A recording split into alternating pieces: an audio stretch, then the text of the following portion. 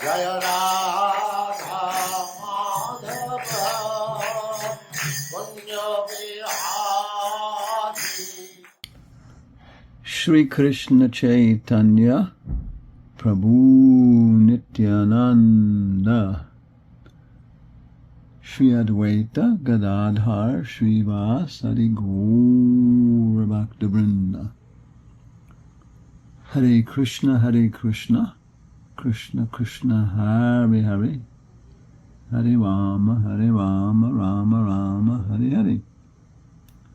So we are here, Hanumatpresaka Swami, and we're in the ashram of Tandavikadas in Franklin, Tennessee. And Satyameda Garangadas asked us to make a little comment on the teachings of Lord Caitanya for this book marathon program. And first thing is kind of the general principle about Prabhupada's books. One thing that's kind of been prominent in our heart is that we heard Prabhupada say from his own lips, we heard from the lips of our spiritual master, what will happen to your movement when you die. This was in Berkeley in 77 or 76, I think, when first established a temple there in San Francisco. Swamiji, reporter asked, what will happen to your movement when you die? And Prabhupada said, I will never die. I will live forever in my books. This was a very tangible, direct experience. You approached Prabhupada's book with a kind of a service attitude. And yeah, he's there. And the other thing was that we heard the same series of lectures, maybe even the same lecture. Prabhupada said, anybody who chants Shri Krishna Chaitanya Prabhu Nityananda Shri Advaita Gadadhar Srivas Adi Gaura Bhaktivinoda, and follows it with Hare Krishna, Krishna Krishna, Hare Hare, Hare Rama, Rama Rama, Hare Hare, has achieved the perfection of life. But if you want to preach, you should probably read my books. Okay. So that can be taken in the sense that we should read Prabhupada's books to get some jnana, some understanding, and bhakti. And also it can be just taken in a very simple sense that preaching can just be reading Prabhupada's books. Just put yourself in a certain position and just start reading. I've heard of different successful stories. So anyway, then there's the Bhaktivedanta library. We have a whole nice PowerPoint show and explanation of organizing all of Prabhupada's books into a integrated relationship and how they develop. But it's kind of a nice summary package, maybe like yoga. I don't know if it's like Vaisheshika's yoga set. But in our preaching and our Sankirtan, which has mostly been aimed towards like academic community, and of course for a long time we were with the Bhaktivedanta Institute, then we find a very nice progressive series is Light of the Bhagavata to start with. And of course this was designed as a preaching outreach tool for a community we like very much, the Chinese Oriental community. And in there, it's a whole separate lecture, how to present it and everything, how to use it. But there's one text where Srila Prabhupada and Sukadeva Goswami are talking about the beauties of Vrindavan Dham and how Krishna would appreciate them. And then in the purport, then Prabhupada says, anybody who wants to learn more about the Lord of Vrindavan can approach the works of the 6 Goswamis. And as usual, he names them and study that. So organizing a nice symposium and getting people to come and participate. And then what's next? Well, then it leads very naturally then into Nectar of Instruction. And we carry this around our neck, and we wrote a little commentary, Tapa Pache Pache, maybe about 100 pages, but quite academic. It's actually on the Bhakti Vaibhava level, and looking at all the resources and the citations and following them and some of the more intricate ideas, explaining them. and practical realization. So very nice. And so it's a wonderful book. We always have it at hand. You can pass it right out to anybody. A very, very excellent book. It stands alone. Okay, so the Teachings of Lord Caitanya light of the Bhagavata reaches out to people. Teachings of Lord Caitanya gives first instructions for neophyte devotees, and if you follow it deeply, it's a study guide for other books. And then Teachings of Lord Caitanya. And we like this, especially for the academic community, because it can be, if you tell people, it can be divided into little sections, and it's very, very modern.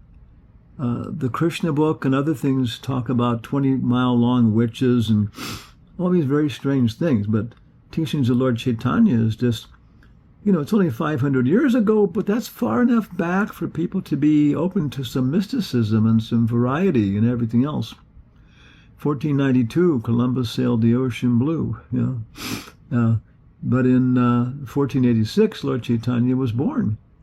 So Lord Caitanya was there, and right in the whole age of exploration in the world, the consciousness. So we feel it's a very, very nice book, boundary book, and for academic people, of course, it's very written as a very relishable book.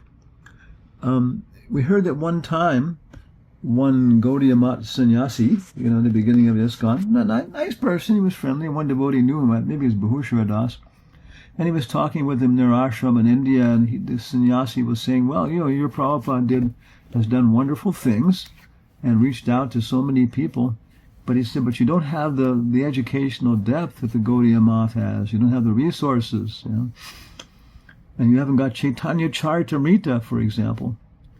So then the devotee was saying, well, Prabhupada gave us, Teachings of Lord Caitanya is kind of a summary of that. So the sannyasi said, well, what does it include? And the devotee said, well, it includes conversations with Sarvabhauma Bhattacarya, instructions to Rupa Goswami and Sanatana Goswami, conversations with Ramananda Roy and Prakashananda Saraswati. And the Gaudiya Math sannyasi commented, that's enough. And so it really is. Prabhupada, as we understand, did not have the intention of translating and publishing Caitanya-caritamrta, at least not immediately. And so he gave us the Teachings of Lord Caitanya, which is like the essence of the whole book. It's just so concentrated. But it's not that we can feel that, I've read the Caitanya-caritamrta, so there's no reason to read the Teachings of Lord Caitanya. Because it's very different humor and a mode and approach, and it's just different, very different book in many ways like that. And of course, very similar too. So as he mentioned, it's nice that we should publish we should have a little flyer that goes with it and explains how the chapters, and maybe even put in the breaks, Sanatan Shiksha, Rupa Shiksha, and show how those are actually broken up, because it makes it a more bite-sizable reading matter to sit down and have someone to read it, or yourselves. And of course, if we've had separate seminar on Rupa Shiksha, Sanatana Shiksha we've given, and you see those cited again and again and again in all of the different books like that. So it's such a complete essential study, so satisfying to the heart. It's also a very nice sized book. There you go. Very comfortable book. This fits right in your hand or in your briefcase and your purse or bag, and it's just so nice to carry with you and put a little bookmark in it. Bookmarks are fantastic. On your bookmarks you can have your notes, and you can gradually acquire. Everybody should have their own index of Prabhupada's books.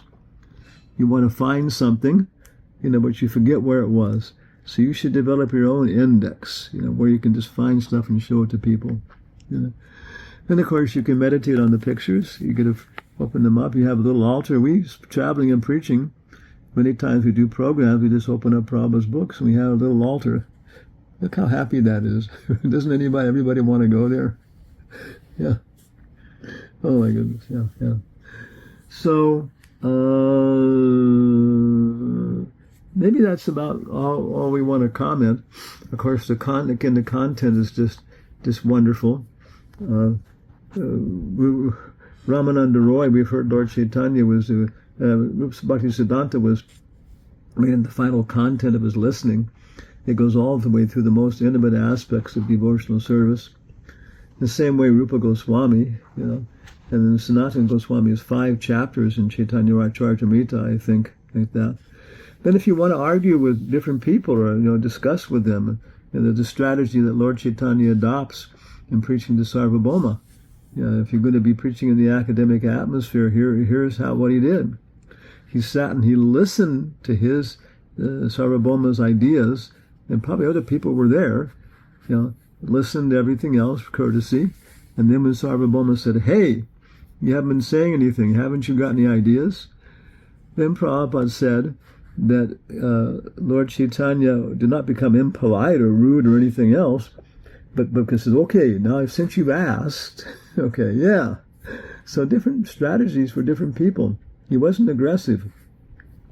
He was listening to the guy's comments first, and then since you've asked, and then the battle went on. It came on, and finally, by hearing and chanting, discussing, Sarvabhauma was convinced. Prabhupada says in this academic atmosphere, people may be slow to come, but they'll be slow to go. And it's very cool-headed preaching. That's a whole separate area, So anyway, that's our little presentation for the teachings of Lord Caitanya. And a very, very nice time to read it is before Mangalartik. It's more esoteric things like that. And of course, we always read Nectar of Devotion after Mangalartik. Maybe, what is it, Prabhupada's Lilamrita before and during breakfast. And Nectar of Instructions, Good Sankirtan book, anytime, other books going out.